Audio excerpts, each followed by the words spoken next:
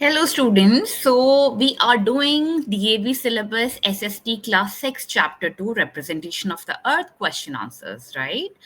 तो हम लोगों ने शॉर्ट आंसर्स में क्वेश्चन नंबर 1, 2 and 3 जो है डिस्कस किया था पिछले सेशन में. So let's just revise it. What are the limitations of a globe? Limitations क्या होती है ग्लोब की? लिमिटेशंस का मतलब है कि क्या क्या मुश्किलें मुसीबतें जो है सीमित कितने तक है ग्लोब को कैरी करना. तो पहला है कि उसको ग्लोब इतना बड़ा होता है कि उसको कैरी करना बहुत मुश्किल होता है. फिर है लिमिटेड स्पेस होता है, काफी लार्ज स्केल डिटेल्स जो है शो नहीं होता, और इसको एक अर्थ का जो है पूरा पार्ट नहीं बना सकते, और जोग्राफिक फीचर्स जो हैं इस एक पर्टिकुलर जगह का पूरा शो नहीं होता. हमने ये डिस्कस किया था.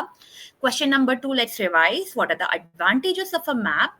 When we talk about advantages of a map, it requires very less space. It can show the Earth's entire surface or just a small part in great detail. So इसमें map में और globe में ये difference था कि map जो है पूरा एग्जैक्ट जो है इन डिटेल पूरा सरफेस का डिटेल में शो करता है. On the other hand globe में ये नहीं हो पाता है.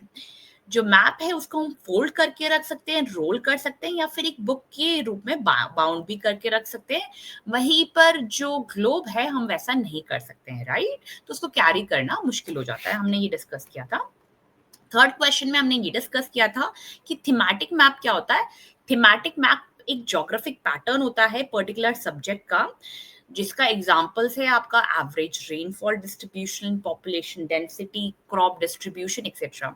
तो ये आपको पूरा एक ज्योग्राफिक पैटर्न देता है एक पर्टिकुलर सब्जेक्ट मैटर के ऊपर. Okay, so I hope you are clear about it. So the entire rainfall distribution, population density, crop distribution, इन सब का एग्जाम्पल आपको बहुत अच्छे से थीमेटिक मैप में दिखेगा. So moving on to the next question. The fourth question, name the cardinal points along with intermediate directions. आपके cardinal points कौन कौन से हैं और intermediate directions कौन से हैं? तो cardinal points जो हैं आपके main 4 points है, north, south, east and west. जबकि इंटरमीडिएट डायरेक्शन पता है बच्चों क्या होता है? इंटरमीडिएट डायरेक्शन का मतलब है नॉर्थ और साउथ के बीच का कौन सा डायरेक्शन होगा, ईस्ट और वेस्ट के बीच का कौन सा डायरेक्शन होगा. तो आपका जो इंटरमीडिएट डायरेक्शन है वो आपका नॉर्थ ईस्ट, साउथ वेस्ट और नॉर्थ वेस्ट हो जाता है. Okay, so let's revise. There are two points और टू डायरेक्शंस. एक है कार्डिनल पॉइंट, एक है intermediate directions. Okay, cardinal point का मतलब है जो आपके मेजर डायरेक्शंस है north, south, east and west, और वहीं पर जो उसके बीच में फॉल करते हैं उनको इंटरमीडिएट डायरेक्शंस बोलते हैं, जैसे कि north east, south west and north west. I hope this question is clear to you. Moving on to the next question, how do conventional symbols help in reading maps? Conventional symbols कैसे आपको help करते हैं maps को read करने में?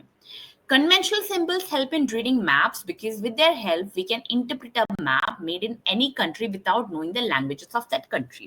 For example, France है, Germany है, US है, तो जरूरी नहीं है कि हम वहाँ की लैंग्वेज समझें, लेकिन एक मैप जो है सिंबल ऐसे बने होते हैं कि हर जगह पे सेम ही सिंबल होता है. रेनफॉल का सेम सिंबल होता है, रोड का सेम सिंबल होता है, राइट?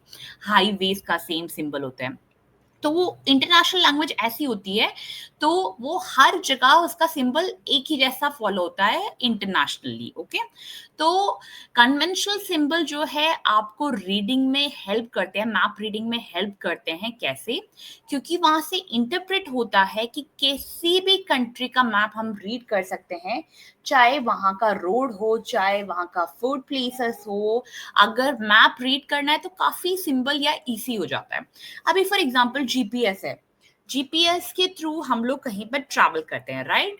तो जरूरी थोड़ी ना है कि हमें फॉर एग्जांपल हम जा रहे हैं साउथ के किसी स्टेट में या नॉर्थ के किसी स्टेट में, ईस्ट या वेस्ट के किसी स्टेट में, तो वहां का लैंग्वेज जानना हमें जरूरी नहीं है. हमें जीपीएस एग्जैक्ट लोकेशन शो कर देता है. लोकेशन हमें पता है, लेफ्ट है, राइट है, नॉर्थ वेस्ट है, साउथ वेस्ट है, कहाँ जाना है. तो ऐसे ही इसी तरीके से जो कन्वेंशनल सिंबल्स भी काफी काम करती है मैप्स रीड करने के लिए, तभी हम एक मैप को इंटरप्रेट कर पाते हैं किसी भी कंट्री के। ठीक है, जरूरी नहीं कि वो अपना ही कंट्री हो, इंडिया हो, बट हम किसी भी कंट्री का जो कन्वेंशनल सिंबल्स है वो इंटरप्रेट कर सकते हैं। So with that, we have done all the short answer questions of this chapter. Okay. So short answers में आपके 5 questions थे. Okay, which is actually आपके बारे में limitations of globe के बारे में हमने पहला question किया था explanation में. दूसरा आपका है advantages of map. तो बच्चों ये जरूर याद रखना, आपको map और globe का advantage और disadvantage दोनों करना है. Okay. तीसरे क्वेश्चन में हमने ये किया था कि थीमेटिक मैप क्या होता है. चौथे क्वेश्चन में हमने कार्डिनल पॉइंट समझा उसके इंटरमीडिएट डायरेक्शन के साथ.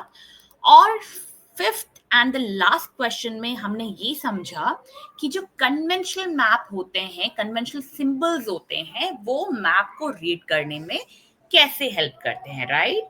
So with that, the last question, we end today's session. So revise all the questions which I've taught you, which I've given you. So have a great day and take care of yourself. Comment if you have any doubt, and do not forget to subscribe and like the channel. Bye and take care, bachcho.